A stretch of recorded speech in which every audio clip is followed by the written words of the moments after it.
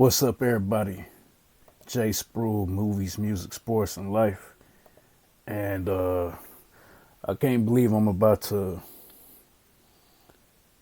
basically break down a 1 minute teaser trailer. But the last time I did this was Fantastic Four. And I'll admit to you, Fantastic Four First Steps was nowhere near as good as I thought it was going to be. I was sincerely solid on feeling like Superman was a better movie. But at least from the trailer, especially with Galactus taking that one step with that big boot in the city, I thought it was going to be like one of the top 5 movies of the year. But now I'm getting to the point that I'm realizing that certain concepts might be outdated. You know, even Superman included. That Superman and Fantastic Four are just hard to get right. They were kind of made in the time, like really for the 60s.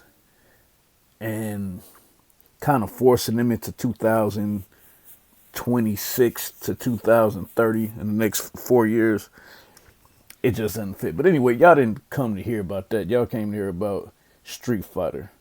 So let me see some of the notes I took. Now, this is what I had to do. And this is what I do for y'all. Even the thumbnail that y'all see, I had to play the trailers because it's only 1 minute. I had to play it at half speed and watch it like 3 times to catch some stuff. So even pat myself on the back, salute to me. Even that thumbnail y'all see, I had to screen grab that and then convert it down. But that is the perfect suplex, literally body straight in the air and then spinning around that Zangief does. The only move he does besides that used to make us enjoy it and go crazy as kids was the pile driver, where he does the flips in the air with you in the body before he pounds you. Pause before he pounds you. But I was going to say that the thing that will trip y'all out is excuse me, the two players. That just lets you know I'm completely in video game mode. The 2 characters who look exactly like the video game character is Zangief and Dawson. And Dawson, it looks like they in some club when he about to fight too, and it's dark, and they don't show him doing the stretching or the fire, but just the makeup and the way he kind of leaned back, I was like, man, he got the bald head, the earrings, the war paint. And the Zangief dude, like Cody Rhodes, shout out to my boy Big JG, representing the Mill, ATL, and the Bronx.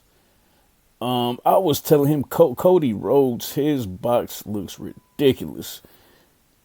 You know what I'm saying? It's like, I don't know. It almost seemed like his hair is CGI. I don't know how they doing that. So it's, but that'll probably add to the fun of the movie of how ridiculous he looks. But Cody Rhodes from WWE literally looks like a cartoon character. Whereas Zangief, when he's in this trailer and he's pulling something and he's walking, if you saw him on the street, you wouldn't think he no cartoon. You would be like, man. And then it's like he's a big dude, but then he isn't overly muscular either to the point that it looks forced or fake. He just looked like a big Russian dude that you wouldn't want to mess with if he told you that he had a problem with you. You know, you just be like, hey, I don't mind standing up. Hey, the seat is yours. You know, I'll deal with the corns and the blisters. Um, 50 Cent as Barlog, he does little package punch. Pause on that. I wasn't expecting to see that because I think that's Johnny Cage's move from Mortal Kombat. But even though this trailer didn't have any talking at all, he seemed to look less like Barlog in this trailer than he did on some of the pictures that I saw before the trailer came out. Cause I was sending the pictures to some of my people. I was like, man, I can't believe how much this dude looked like Barlog. But I don't know if they just got him at a bad angle. I don't know if him putting out this documentary on 50 just reversed his believability, you know, in terms of looking like Barlog, but he don't really look like him no more. The girl who they got to do Cammy looks real good. She looks like her. She really was in the action shot. There's a shot of Chun-Li doing her kicks, and she got some big old thighs, so whoever they got for her, they got the thighs down pat, because, you know, Chun-Li was packing. She was, like, stacked. But it makes sense, because if you got to stand in one place and do all them kicks, yeah, you was doing side leg lifts. You know what I'm saying? Like, you never skip leg day when it was time for that. So, and Vega looks pretty good, but Vega is more one. They kind of show him getting rocked. He got kicked through a wall by Guile, but they didn't really show Vega doing any moves. You get a skinny dude, a Spanish dude, wear a mask and a claw. Y'all know what I'm trying to say. That's you have to see him talking and see him in action to see if he represents the character. Because other than that, as a character, he's pretty generic. There's not a lot that you have to do to pull Vega off. Oh my goodness. I'm just leave that alone. M. Bison is a favorite for Street Fighter. They only showed him just kind of doing his cape for like a second, and he looked okay.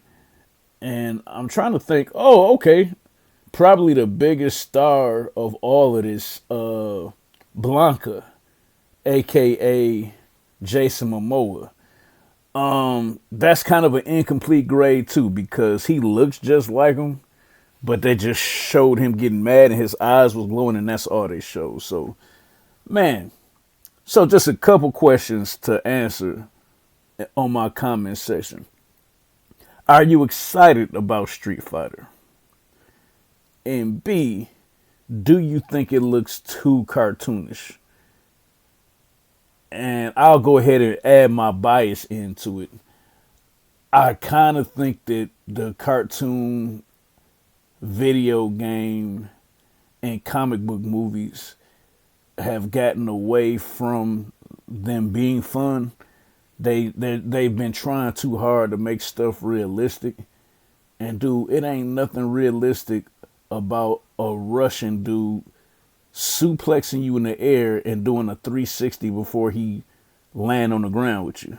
You know what I'm saying? So you have to embrace the fact that it's wacky. All right, man, I've been going long enough.